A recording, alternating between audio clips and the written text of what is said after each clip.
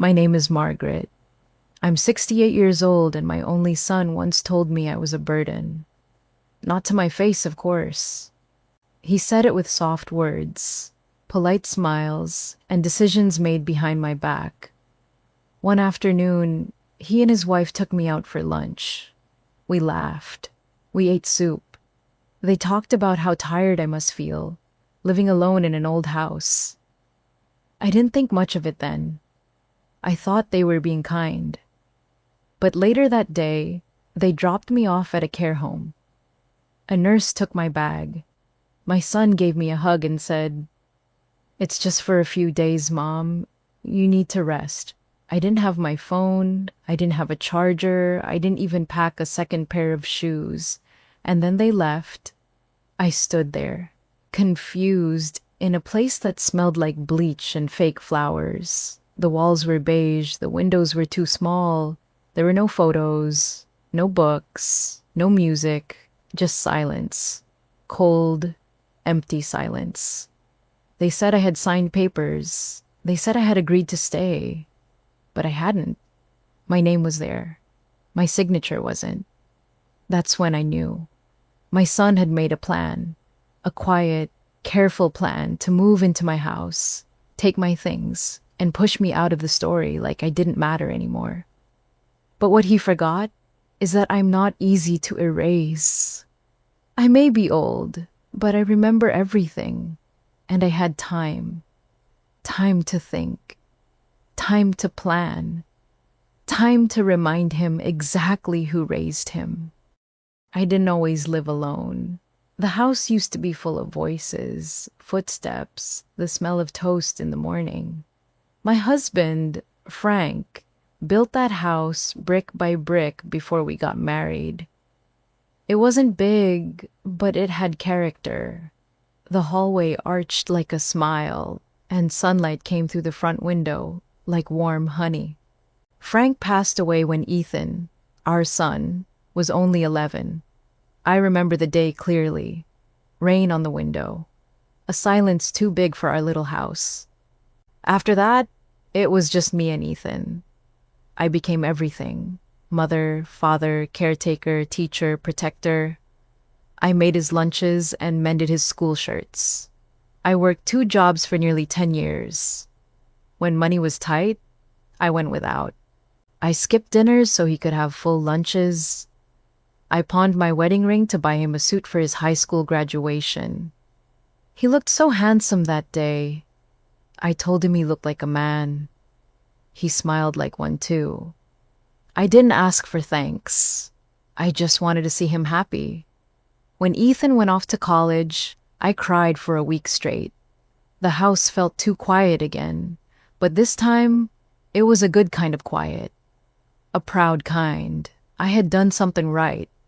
I believed that love, when given fully, would one day come back around. He met Ashley in his 2nd year. I didn't know much about her at first. She was polite, well-dressed, always with perfect hair and a soft voice. She called me ma'am and brought store-bought cake to dinner. She didn't ask about our family, or our stories, or Frank, but I smiled anyway. She made Ethan happy. That was enough for me. They married 2 years later and bought a place across town. I visited sometimes, not often. They were busy with work, with travel, with parties and plans. Ashley always seemed tired, like my presence was extra weight. Ethan started calling less. Sometimes I didn't hear from him for weeks. I told myself he was just busy, building a life. That's what I wanted, wasn't it? Then, a few months ago, I fainted in the kitchen. Just for a moment. I hadn't eaten all day and stood too long. I woke up on the floor with a sore hip. When Ethan heard, he rushed over with Ashley. They looked concerned. Brought soup. Sat on the couch like a couple in a hospital waiting room. "Mom, we just want what's best for you," he said. Ashley nodded. "It's too much for you to be alone here.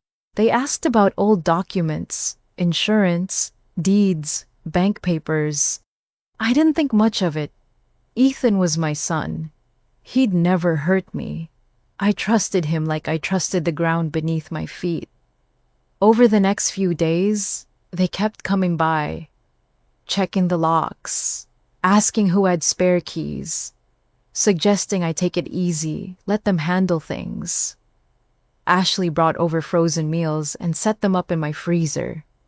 I noticed the locks had been changed, but when I asked, she smiled and said it was for my safety. Then came the lunch invitation.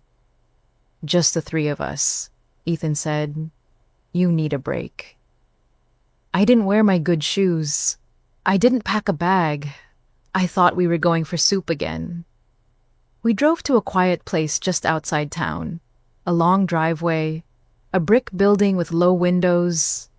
Ethan pulled into the lot and turned off the engine. "Just for a few days, Mom," he said. "We're worried." I felt cold inside, like I'd swallowed ice. A nurse came out with a clipboard. She smiled, but it didn't reach her eyes. Ashley hugged me. Her lip gloss was cold on my cheek. Ethan squeezed my hand. "You'll thank us later," he whispered. And just like that, they were gone. I stood on the sidewalk, holding my purse with both hands like it was the only thing I owned. My name was already on the door. I didn't cry. Not then. I just walked inside. I didn't know it yet, but that was the day my son stopped being my son. The room they gave me was small. Beige walls. A single bed I didn't choose. A wooden dresser, no family photos. No calendar, no books. Just a clock on the wall that ticked too loud at night. The nurse smiled kindly when she showed me in, but her kindness felt like it came from habit, not heart. I asked for a phone to call Ethan. She said I'd have to wait until visiting hours. I said he just left. She looked confused. Then she handed me a paper. My name was printed neatly across the top, next to boxes I didn't check and a signature that looked too perfect to be real. Medical consent, residential admission, observation status.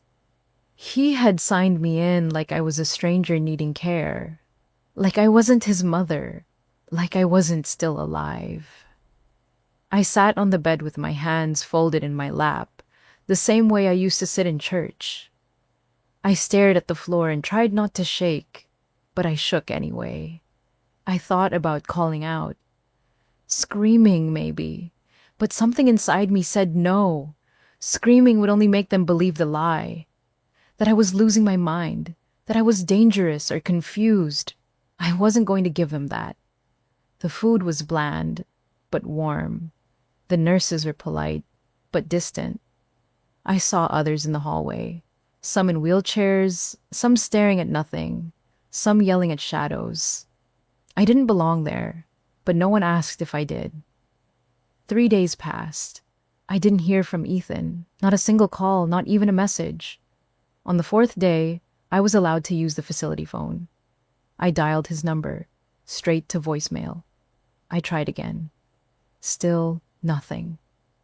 Then I called Ashley. She picked up once. I heard her voice say, "Hello?" Then silence. Then she hung up. When I called again, I was blocked. I sat in the chair by the window, staring at the courtyard outside. A bird landed on the fence for a moment. Then it flew away. I watched the sun fall across the floor in stripes, through the blinds, and wondered how it had come to this. How a woman who gave everything could be locked away like a forgotten suitcase. That night, I didn't sleep. I lay on top of the covers and counted the ceiling tiles. I thought about Frank, about our little house, about the rose bush we planted the year Ethan was born. I thought about the sound of his little feet running through the kitchen. I thought about every small kindness I gave him and how none of it seemed to matter anymore. But then, something inside me shifted. I remembered who I was.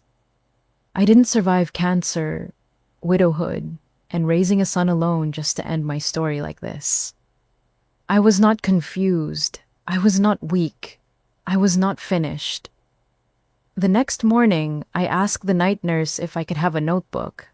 I told her I liked to write. She smiled and said she'd bring me one from the activity room. It was small, spiral bound, with a blue cover. I held it like it was gold.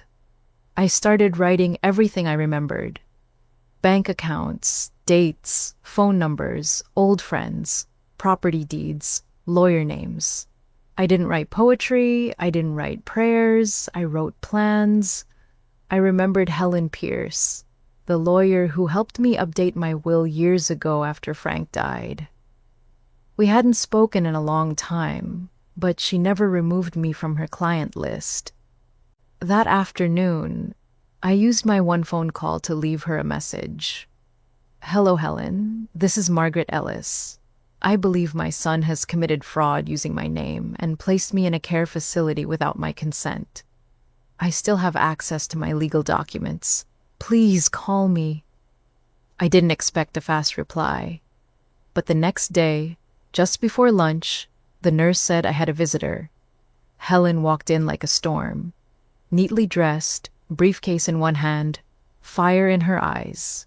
She looked at me for a long second, then said, "You're not staying here another day, and if they make this hard, we sue them too." I could have cried, but I didn't. I nodded once, calm as ever.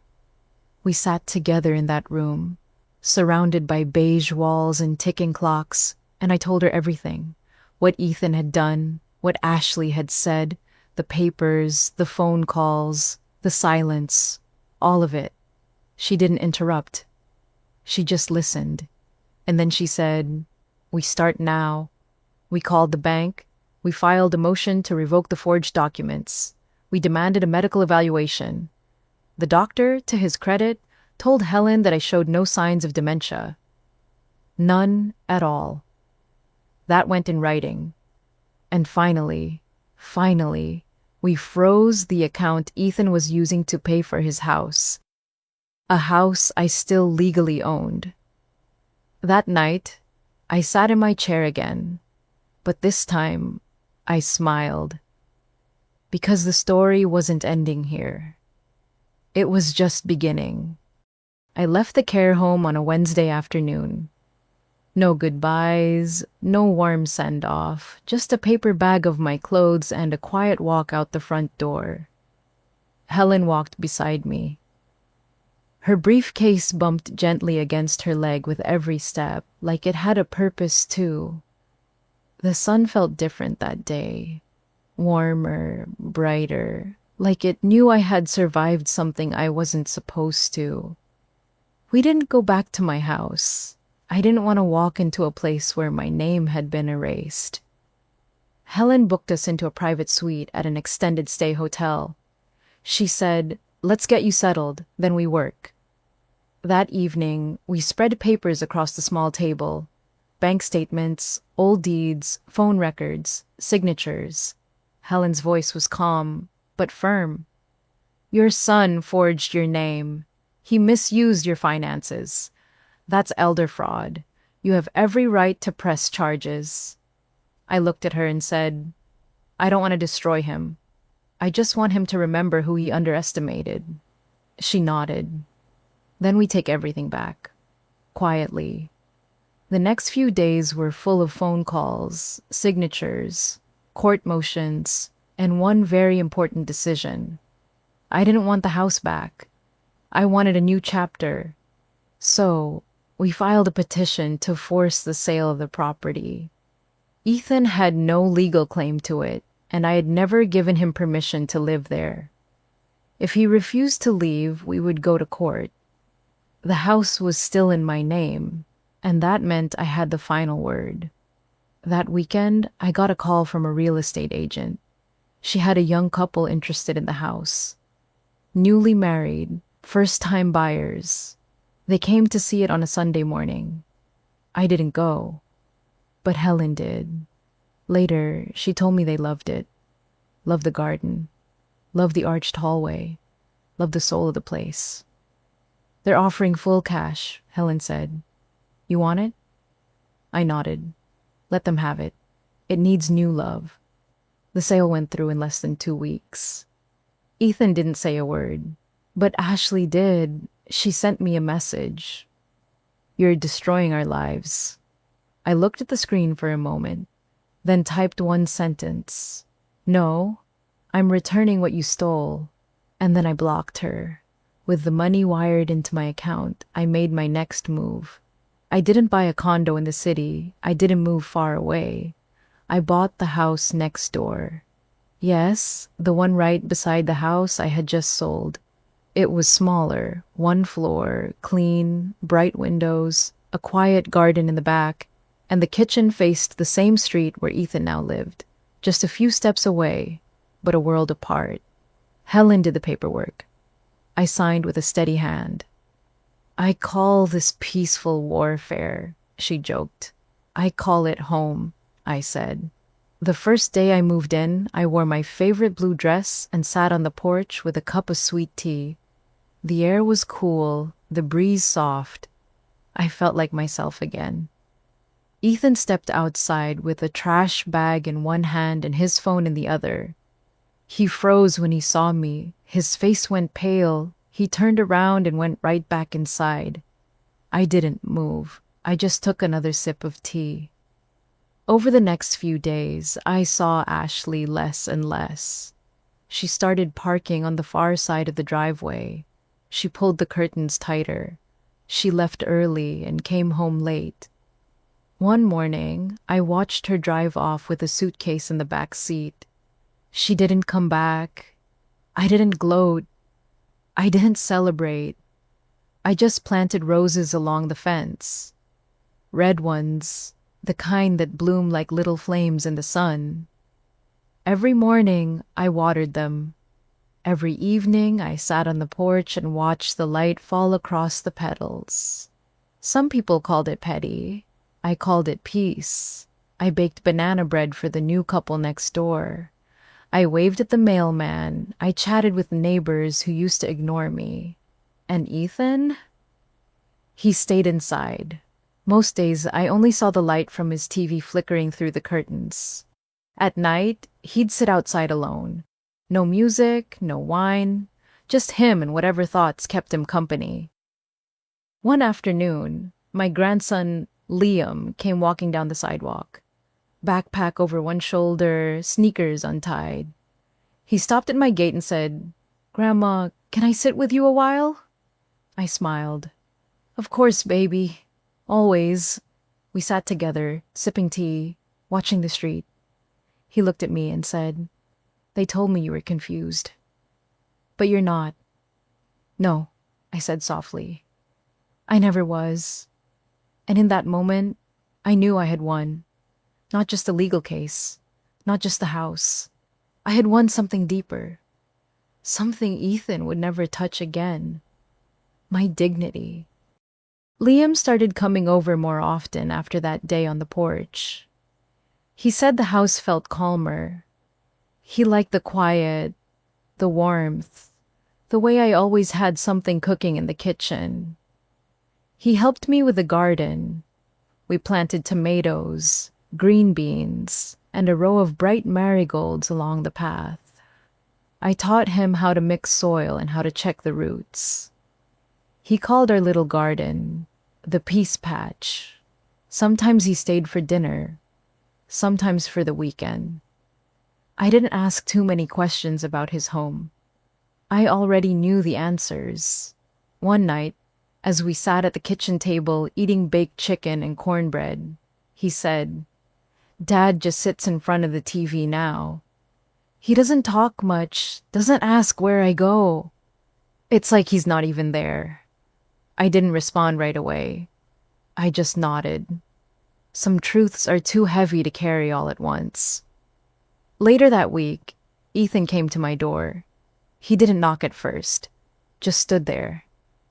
I watched him through the curtain, hands in his pockets, head low, like a child who had been sent outside after misbehaving. When I finally opened the door, he looked different, tired, lost. "Can I talk to you?" he asked.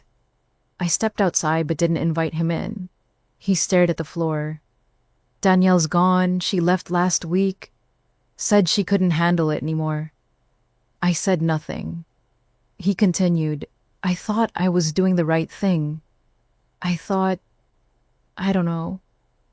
I got scared. I thought taking control would make things easier." "You didn't take control," I said quietly. "You took what didn't belong to you." He nodded. "I know. I was wrong." There it was, a sentence I'd waited months to hear. "I don't expect anything," he added. "I just wanted to say it." I looked at him. I saw the boy I once held through fevers and nightmares, the man who'd lost his way. "I forgive you," I said, "but forgiveness doesn't mean forgetting, and it doesn't mean trust." He swallowed hard. "I understand. You need to fix what's inside you," I said, "and you won't do it on my porch." Then I turned and went back inside. That evening, Liam helped me bake sweet potato pie. As the smell filled the kitchen, he looked up and said, "Was that him?" I nodded. "What did he say?" "Something I'd already heard in my heart," I said, "but it's not my job to carry it anymore." He nodded, and we set the table. 2 weeks later, Ethan moved out. No U-Haul, no goodbye, just silence. The house sat empty for a while, then the for sale sign went up. I didn't watch it every day, but I noticed the curtain stayed closed. No lights on, no laughter, just a hollow shell. And I felt nothing. Not joy, not anger, just peace, the kind that grows slow, like roots finding new soil. That winter, Liam and I started a new tradition. Every Sunday, we cooked dinner together. We invited one neighbor each week just to talk, to share stories, to laugh around the table. I wanted him to grow up knowing that love isn't loud and family isn't perfect. It's built, not just born. One morning, I got a letter in the mail from Helen. Inside was the final version of my will.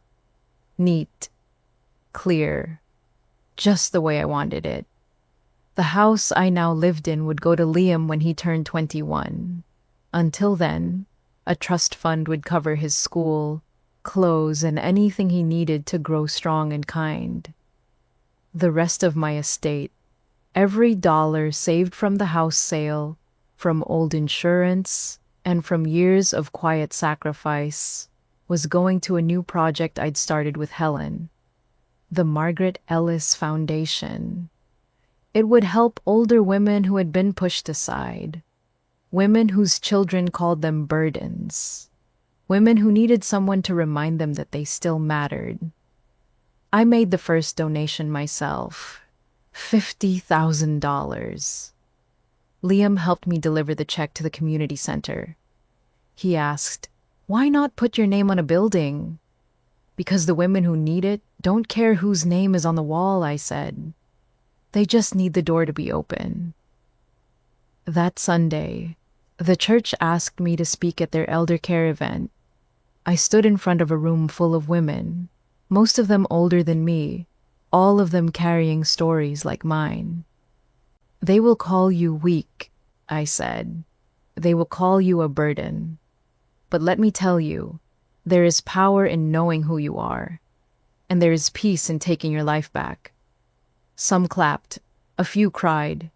One woman hugged me so tightly, I thought my heart would break open again. But it didn't.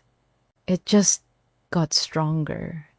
That night, I sat by the window, sipping tea while Liam cleaned the dishes. The garden was sleeping under the winter frost, but I could already see spring in my mind. He looked up from the sink and said, "You're not a burden, Grandma." I smiled. "I know, baby. I know that now."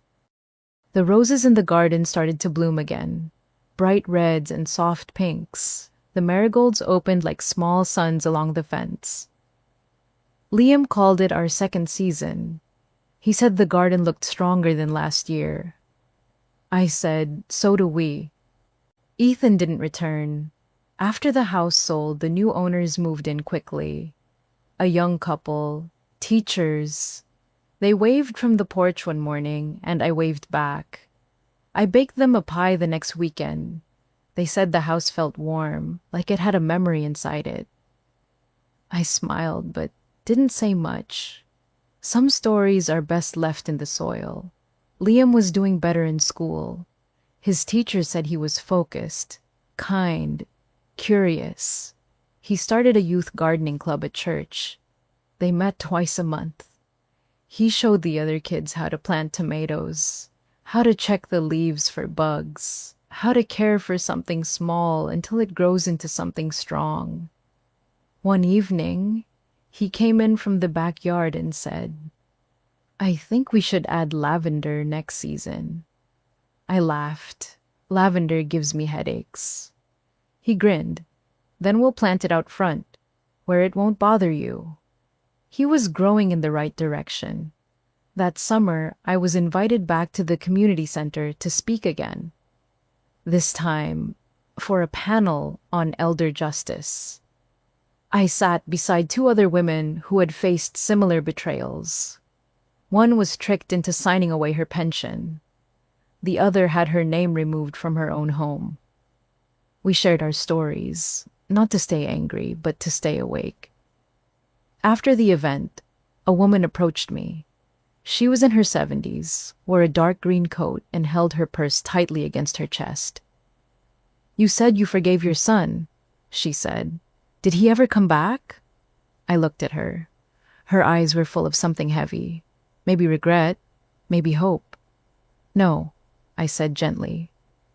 And I didn't ask him to. She nodded. I still wait for my daughter's call every Sunday. It never comes. I reached out and held her hand. That's not your failure. It's hers. She smiled through tears. Thank you. That night, I wrote a letter to myself.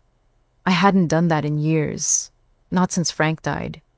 I wrote about the pain, yes, but mostly I wrote about the peace that came after. The garden, the porch, the sound of Liam's laughter in the kitchen. I ended the letter with one line. You were never a burden. You were the root that held everything together. I folded the paper and placed it in the notebook, the same one I had started in that care home, the one filled with account numbers, names, and plans. Now, it held closure too. One morning in early fall, Liam found the notebook on the table. What's this? He asked. My story, I said, all of it. He flipped through the pages slowly, reading lines, names, and notes I had written with shaky hands but a strong mind. Can I keep it one day? Of course, I said. It's yours now. A week later, we received a letter from a school Liam wanted to attend.